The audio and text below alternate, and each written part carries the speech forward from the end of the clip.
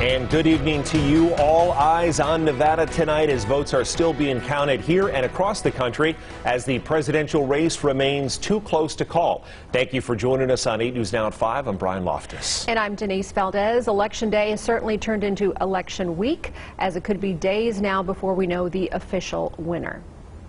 All right, so late this afternoon, Michigan was called for Biden. Our producer was giving me some instructions, but I was talking and I couldn't hear. Seems like the Electoral College map is on hold. We're going to get to that in a second, but we can see that the race in Nevada so significantly close, separated by just 8,000, really 7,500 votes. And again, we'll be continuing to keep an eye on it, as is the rest of the country, as Nevada has really become a pivotal battleground state in the race for president.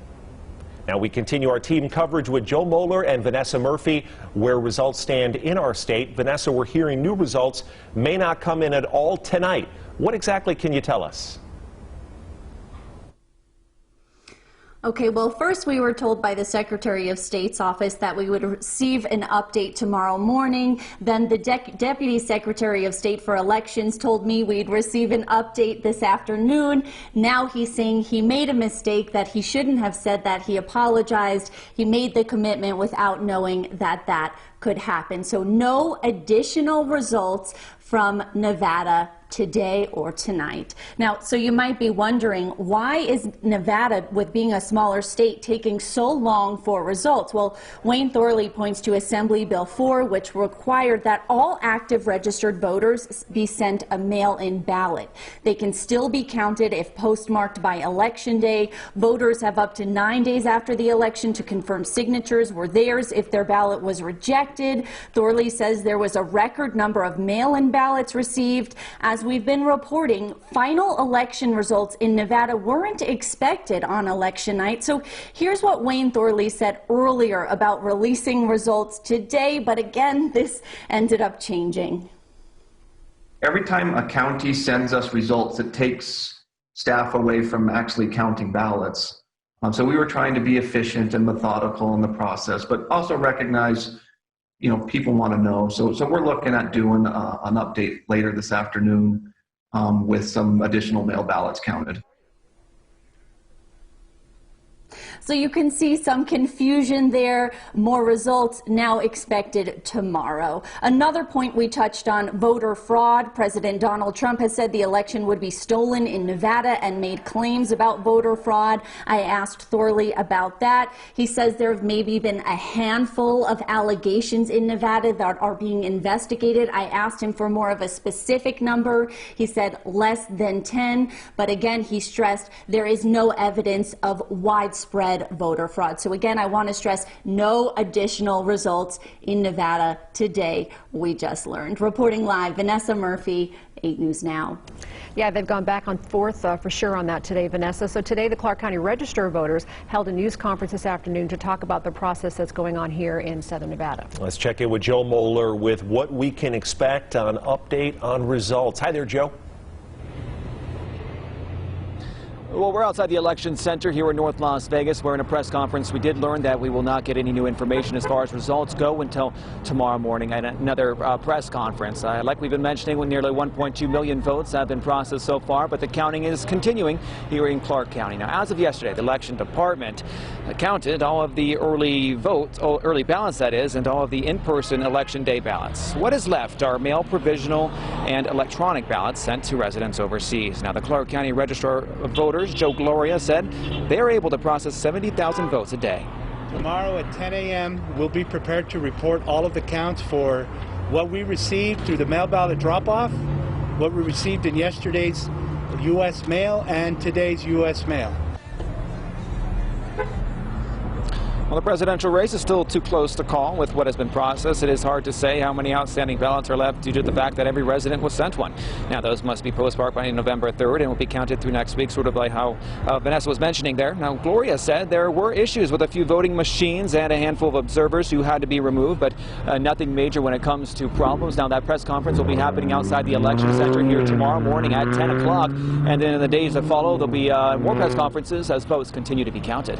Reporting live in North Las Vegas, Joe Moeller, 8 News Now. Okay, 10 a.m. tomorrow. We can text everyone who's asking us, right? Yeah, we know you're we'll getting the question too. Let's check in now with the Congress races. Congresswoman Dina Titus likely will hold her seat, expected to be a dominant win, 61 to 34%. That is exactly what is happening. District 2, Congressman Mark Amodei is leading, also significantly 57 to 41% over Patricia Ackerman. Now, District 3, this was highly contested. It is close. Susie Lee with a 1-point lead, 48 to 47% over Dan Rodimer.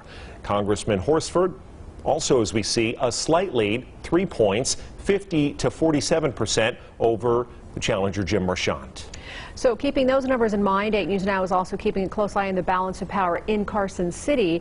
Democrats right now controlling both the state Senate and the state Assembly. But they actually appear to be losing some of that control. I-Team reporter David Charnes takes a look at the balance of power. He joins us now live in studio. David? Yeah, so we are waiting for more of these results to come in. It's going to affect these races, but this is how the balance of power skews right now. This was a great night for Republicans here in Nevada. Looks like they gained seats in the state Senate if the election were called right now. Democrats would lose 1 or 2 seats, probably an 11 to 10 balance of power. Switching over to the Nevada State Assembly right now, it would probably be about 26 Democrats to 16 Republicans. Again, these races just not all counted yet, but again, they still have control. Democrats still have control, but no longer a super majority, likely down to 26-16. Let's drill down to some of these local races where you are. In Senate District 6, this is in Northwest Las Vegas. This is the state Senate majority leader, Nicole Cannizzaro. She likely will lose her seat. This is the state leader, to her Republican opponent, April Beck, but still too close to call. You see there, 50-50. District 5 is an open seat in Henderson. Right now, that is leading Republican as well, Carrie Buck, and we are awaiting a good chunk of those Clark County votes to decide that one as well. This one, also, we're going to State Assembly District 2, a closer look at those races. Republican Heidi Kasama leading her opponent here by several points right now.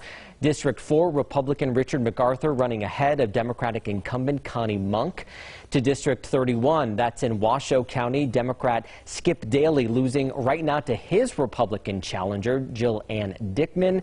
And District 37, Shea Backus likely losing her seat to Andy Matthews. Now, Review Journal political editor and Channel 8 political analyst Steve Stabilius tells us this means Democrats won't be able to push as much through the State House. He also says this means that they'll have to make some concessions. Much like a lot of these results, you see things, that are 50 to 49, 51.84 to 48.6. That is the country right now. A lot of these races mimicking what we're seeing across the country, and losing that supermajority in Carson City also means Democrats will need bipartisan support passing any new taxes. Keep in mind, though, even with these results, this was not a gubernatorial election, and with the governorship, both chambers of the State House, Democrats remain in pretty firm control here. I'm David Charnes, 8 News Now. David, thank you. 8 News Now is your local election headquarters. We have loaded up on coffee and we'll be in this until the end. Stay with us for the latest results. You can find them anytime at 8newsnow.com.